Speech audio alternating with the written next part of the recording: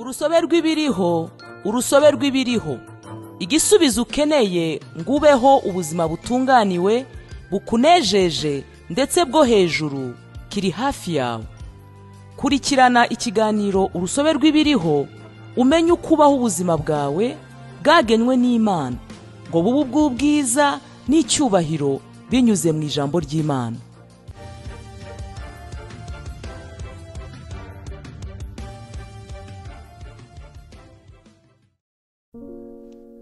Shalom, shalom.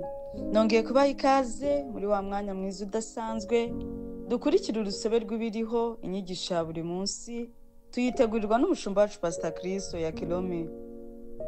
Umutwe w'ijambo w'uyu munsi tugiye kuganira uravuga ngo ubutumwa bwa Kristo. Umurongo ufungura uri mu Bakorino ba kabiri, ibice 3, umurongo wa 2 kugera ku wa 3. Haranditse ngo nimwe rwandiko rwacu rwanditswe mu mitima yacu, urwo abantu bose bamenya bakarusoma. Kandi koko biragaragara ko muri uru rwandiko rwa Kristo rwanditswe natwe, rutandikishijwe wino, ahubwo rwandikishijwe umwuka w'Imana ihoraho. Rutanditswe ku bisate by'amabuye, ahubwo rwanditswe ku by'inyama, ari byo mitima yanyu. Haleluya.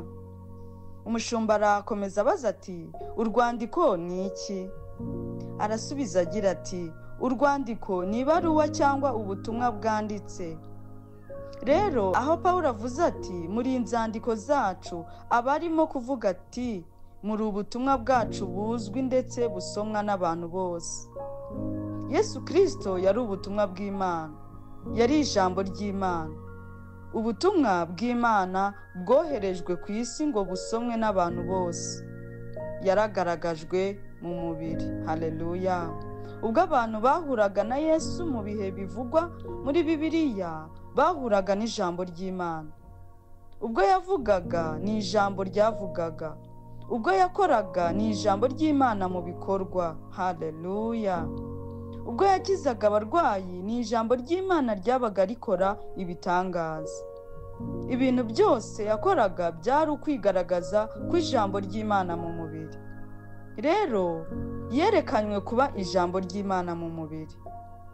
Noneho avuga kuri twe, ubwo Pawulo avuga neza ibisa n'ibyo. Kandi Pawulo aravuga ati, kandi koko biragaragara ko muri uru rwandiko rwa Kristo rwanditswe natwe.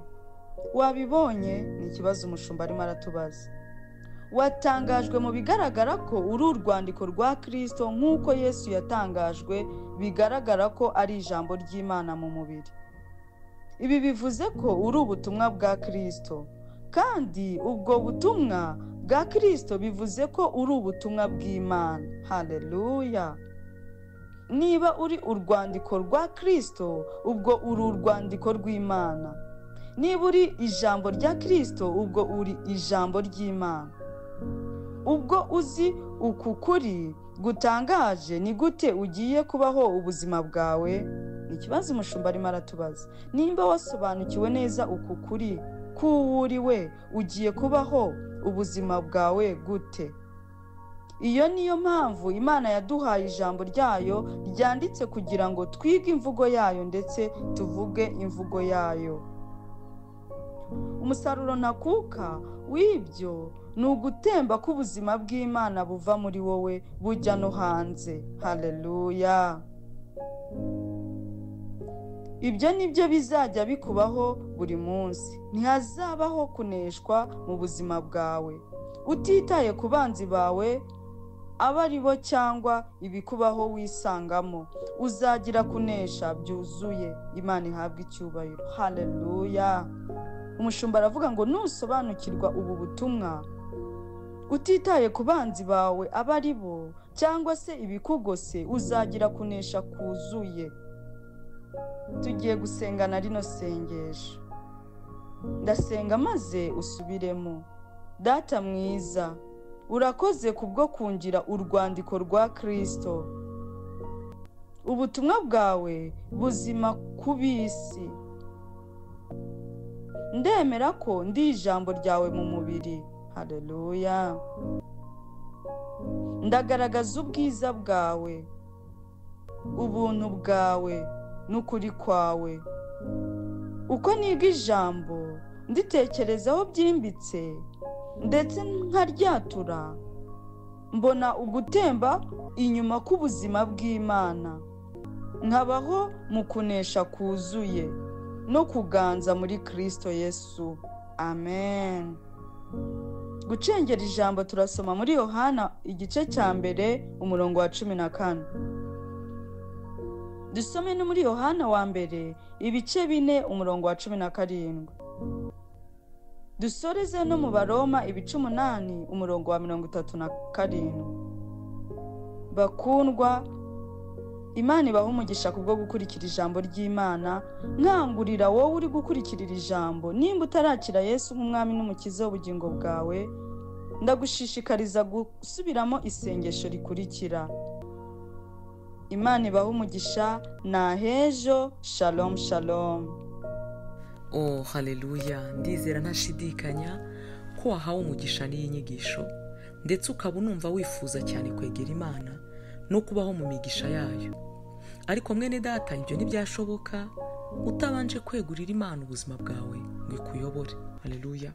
Niba wumva ari wowe Imana iri kuvugisha binyuze mu ijwi ryanjye, sengana nanjye iri sengesho usubiramo aya magambo uti: Mwami Imana, ndaje mu izina rya Yesu Kristo.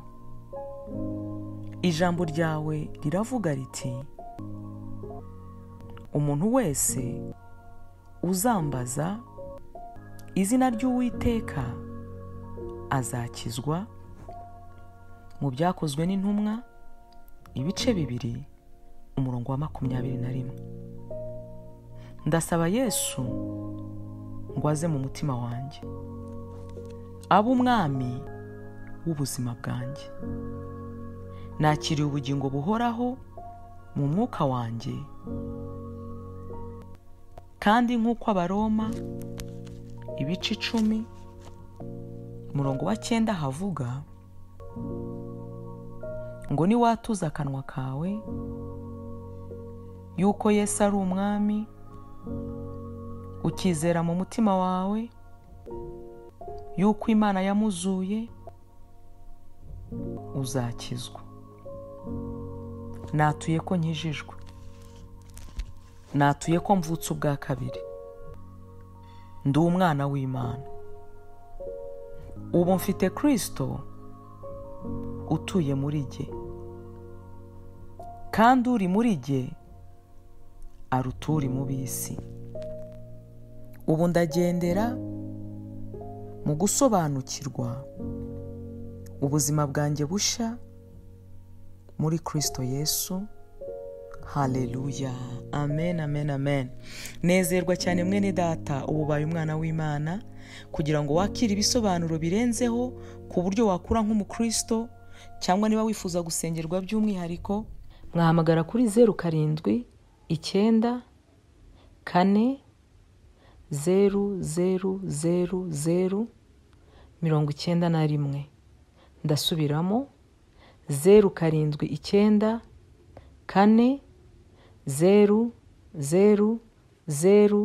000 91. Imana ibaha umugisha, naho ubutaha.